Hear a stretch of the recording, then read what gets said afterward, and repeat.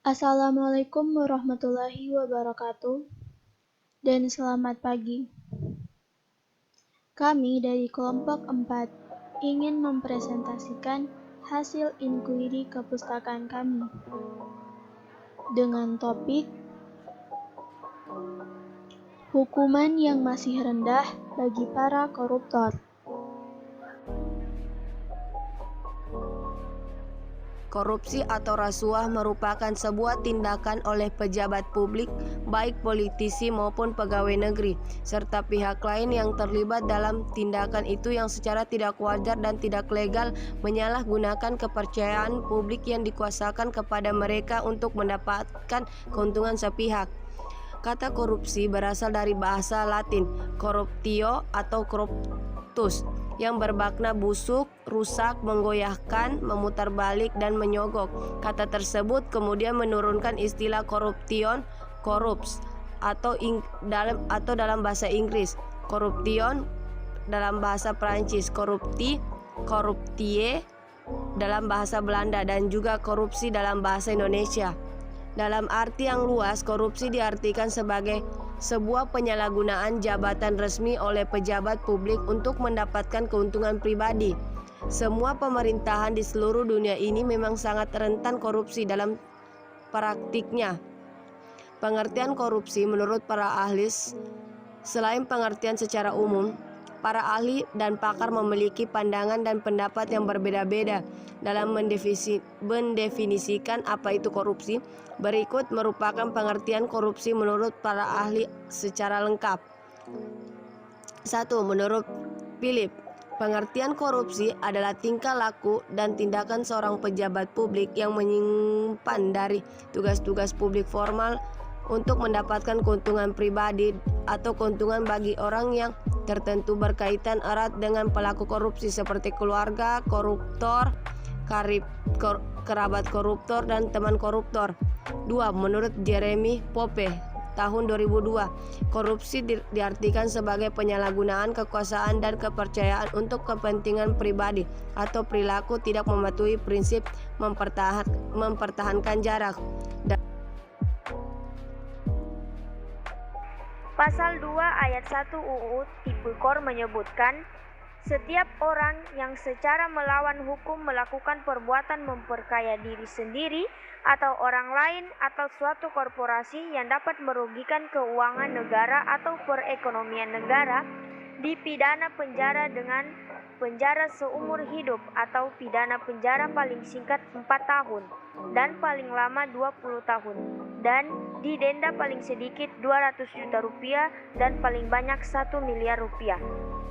Dalam putusan pengadilan dikenal dua jenis pidana, yaitu pidana pokok yang berupa penjara dan atau denda, juga pidana tambahan yaitu pembayaran uang pengganti.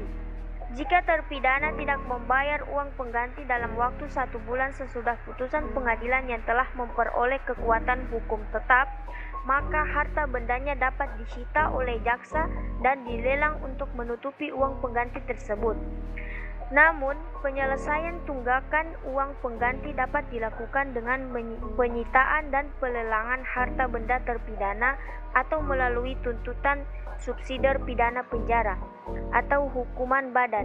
Hal ini diatur dalam pasal 18 ayat 3 UU Tipikor yang menegaskan bahwa dalam hal terpidana tidak mempunyai harta benda yang mencukupi untuk membayar uang pengganti sebagaimana dimaksud dalam ayat 1 huruf B, maka dipidana dengan pidana penjara yang lamanya tidak melebihi ancaman maksimum dari pidana pokoknya sesuai dengan ketentuan dalam undang-undang ini, dan lamanya pidana tersebut sudah ditentukan dalam putusan pengadilan. Jadi, ketidaksamaan besaran pidana denda bagi koruptor dengan jumlah yang dikorupsi diantaranya disebabkan karena terpidana korupsi dapat dijatuhi pidana kurungan dan denda serta pidana tambahan berupa uang pengganti melalui penyitaan aset yang diduga merupakan hasil korupsi. Yang diprioritaskan adalah menghukum pelaku korupsi atas perbuatannya dan berupaya untuk memulihkan kembali kerugian negara dari tindakan korupsi yang telah dilakukan. 3. Kasus korupsi di Indonesia. Yang pertama, Jiwasraya. Dugaan kasus korupsi yang menjerat PT Asuransi Jiwasraya Persero menjadi sorotan publik dalam beberapa hari terakhir. Jiwasraya sebelumnya mengalami gagal bayar polis kepada nasabah terkait investasi saving plan sebesar 12,4 triliun rupiah. Produk tersebut adalah asuransi jiwa berbalut investasi hasil kerjasama dengan sejumlah bank sebagai agen penjual. Akibatnya, negara mengalami kerugian lebih dari 13,7 triliun rupiah. Jadi, 13,7 triliun rupiah hanya perkiraan awal dan diduga ini akan lebih dari itu. Ungkap Jaksa Agung ST Burhanuddin dikutip dari pemberitahuan kompas.com 18 Desember 2019. Jaksa Agung menetapkan 5 orang tersangka. Yang kedua, Asabri. Selain kasus Jiwasraya, kasus PT Asabri juga menjadi sorotan dalam beberapa hari terakhir. Meski belum diketahui secara pasti, karena sedang dalam kajian total kerugian negara yang diyakini mencapai 10 triliun rupiah.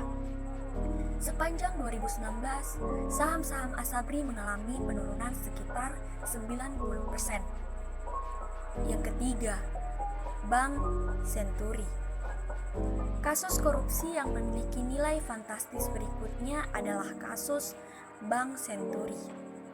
Pasalnya, negara mengalami kerugian sebesar 7 triliun rupiah. Pemberian fasilitas pendanaan jangka pendek atau FPJP ke Bank Senturi telah menyebabkan kerugian negara 689,394 miliar rupiah. Kemudian, untuk menetapkan sebagai bank berdampak sistematik telah merugikan negara sebesar 6,742 triliun rupiah.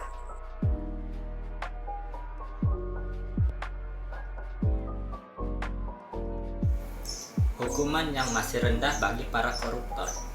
Hukuman yang masih rendah bagi para koruptor di Indonesia dinilai tidak sebanding dengan uang yang dikorupsi. Perlu ada inovasi jenis hukuman sebagai efek jerah terhadap perampok uang rakyat.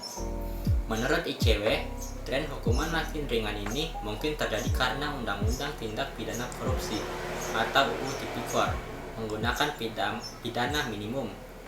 Hakim cenderung menjatuhkan hukuman minimum yang terdapat pada pasal 2 dan pasal 3 Undang-Undang Tipikor.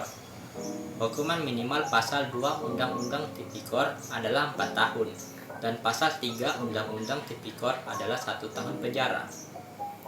Koruptor diklasifikasikan menjadi 5 macam, yaitu koruptor kelas guram kurang dari 10 juta rupiah, koruptor kelas kecil 10 sampai 99 juta rupiah, koruptor kelas sedang 100 sampai 999 juta rupiah, kemudian koruptor kelas besar 1 sampai 24,99 miliar rupiah, dan koruptor kelas kakap 25 miliar rupiah lebih.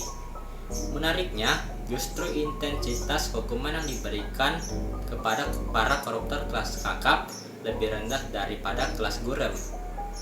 Berdasarkan harga konstan, korupsi yang berakibat kerugian negara 68 triliun rupiah hanya mendapatkan hukuman finansial 700 miliar rupiah atau 1,03% dari nilai yang dikorupsi. Kesimpulan, berisi pendapat kami terhadap topik ini. Menurut kami, semakin bertambahnya kasus-kasus korupsi di Indonesia mengindikasikan bahwa hukuman yang diberikan pada koruptor tidak memiliki efek jerah. Apalagi korupsi ini merupakan kasus besar yang sangat merugikan negara. Bahkan, di beberapa negara sudah berani memberikan hukuman mati bagi para pelaku korupsi di negaranya. Karena memang kasus ini memberikan kerugian yang sangat besar bagi negara. Perlu adanya perbaikan dalam hukum di Indonesia terhadap para koruptor, hukuman yang lebih memberikan efek jerah pada para pelaku.